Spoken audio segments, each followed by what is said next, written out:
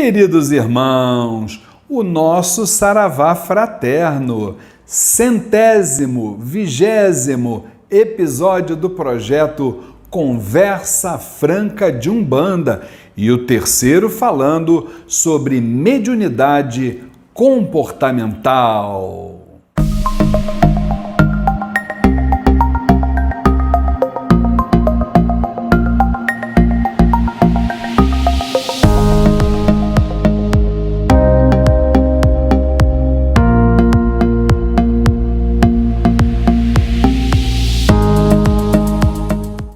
No episódio de hoje, vamos trazer algo muito interessante para refletirmos. Médium envolvido ou comprometido? E aí, vamos começar a conversar, a dialogar, gente, da seguinte forma. Você, meu irmão, você, minha irmã, que me assiste nesse momento, já parou para pensar e para se considerar, né? Você seria um médium envolvido ou comprometido com a sua mediunidade, com o seu terreiro e com a religião? Não sabe? Vamos primeiro tentar estabelecer aí, né, gente, o que é o médium envolvido e o que é o médium comprometido. São dois estágios, né? Então, o médium envolvido, a gente costuma dizer que é a grande maioria deles, né? Aqueles que sempre que aparece algo para ser feito no horário de uma parte espiritual, né, eles não pensam duas vezes em trocar, né? Então, se choveu, não vai ao terreiro, se vai ter uma festinha, não vai ao terreiro, se aconteceu isso, aquilo outro, também não vai ao terreiro.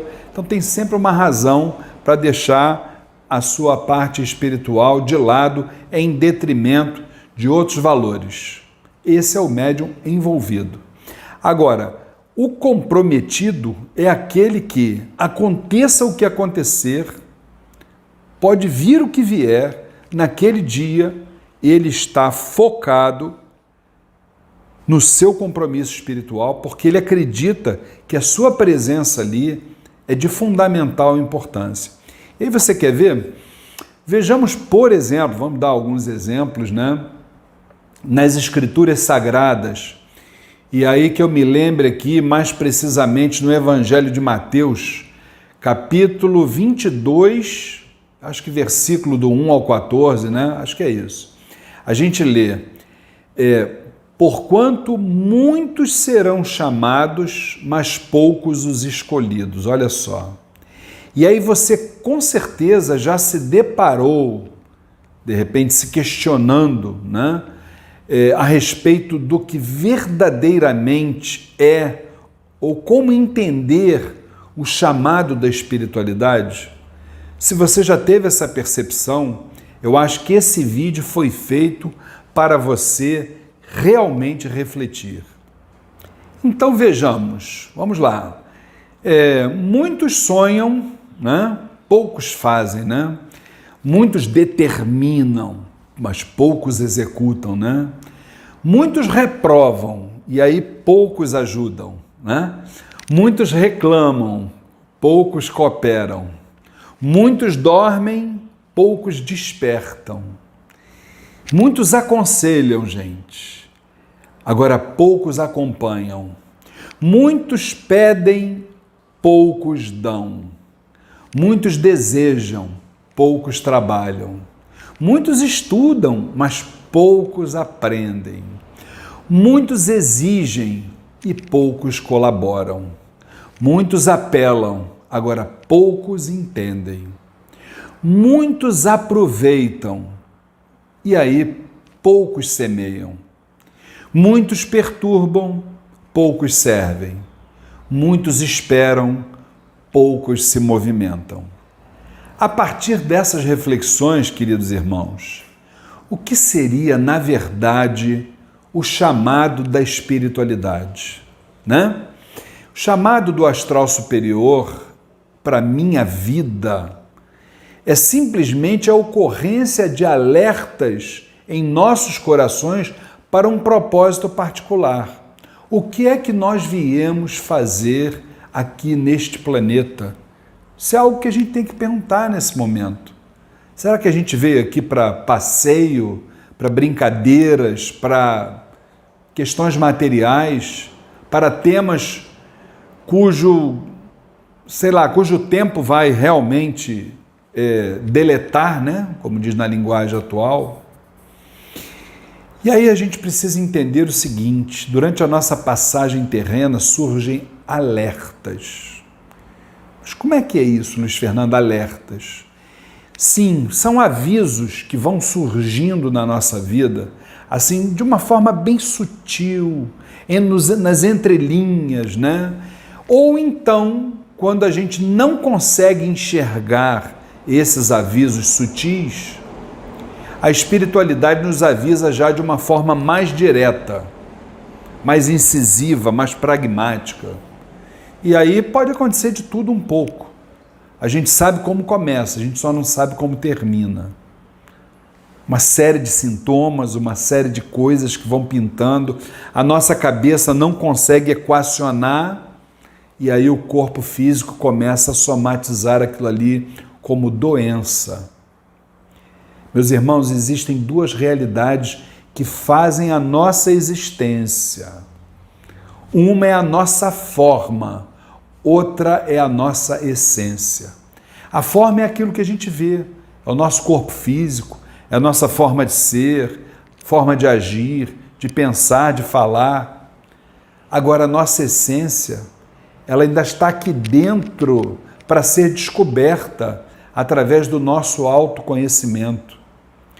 Se a gente for optar, como a maioria faz, né, pela forma, essa forma é sempre pintada pelo mundo banal, por esse mundo material, excessivamente materialista que a gente vive e que, como eu falei, tem prazo de validade. Agora, se a nossa opção for pela essência, aí é uma chamada divina, para que a gente possa escrever a nossa própria história, que é isso que a gente precisa entender. Nós fomos criados para sermos humanos. Isso é escrever a própria história. É descobrir o nosso nome interno. A gente só conhece o nosso nome externo. Né? Fazer aquilo para o qual fomos planejados. Sermos humanos. Só que aí, meus irmãos, cada um tem uma idade espiritual, cada um tem uma idade na matéria, e aí o despertar é individual em cada um. Só que o que a gente precisa entender é o seguinte: a nossa vida material, a nossa vida carnal, ela não é eterna. Quanto é que a gente vive? Sei lá, nesse momento, 60, 70, 80 anos? Alguns um pouco mais, outros um pouco menos, mas nessa média. Até quando nós vamos aguardar o nosso despertar? Já existe uma teoria dentro do taoísmo, na qual está escrito que existem frutas que do estágio de verde, elas pulam uma etapa, não amadurecem e apodrecem. E aí precisando renascer para poder estar, vamos assim dizer, estar pronta para uma nova oportunidade. Meus irmãos, esse planeta é uma grande escola de preparação e aperfeiçoamento, cujas classes, a espiritualidade, convida a todos nós nominalmente para o progresso. Porém, raros se fazem escolhidos pela cooperação, pelo aproveitamento e pela boa vontade. Então, vamos terminar esse vídeo com a seguinte pergunta: você está envolvido ou comprometido com a espiritualidade? Fique com Deus.